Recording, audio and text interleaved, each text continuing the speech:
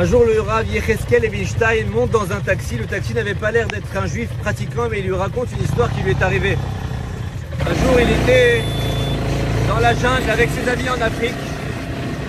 Et voilà que l'un de ses amis se fait entourer le cou par un serpent qui commence à l'étouffer. Ils essayent de l'aider, impossible. Impossible.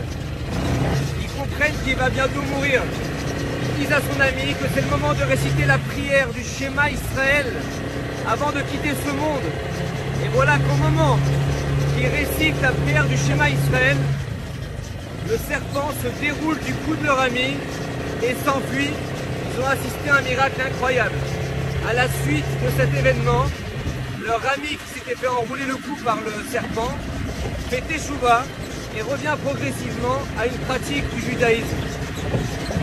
Et le Rav Yecheskel Levinstein pose une question au taxi. Il dit mais je comprends pas. Lui ça lui a changé sa vie et à vous ça n'a pas l'air du tout d'avoir eu le même effet.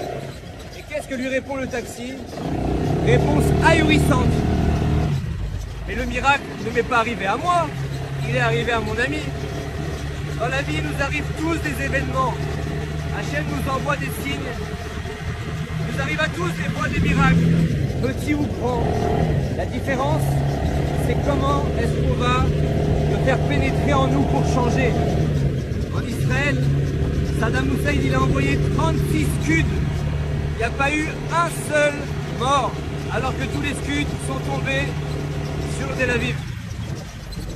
Le Premier ministre de l'époque, il avait dit c'est la main de Dieu, c'est un vrai miracle visible qu'on a vécu. Et pourtant, il n'a pas changé son comportement. Et les grands hommes, c'est les gens qui prennent le temps de réfléchir aux événements qui leur arrivent pour repartir de plus belle et s'améliorer.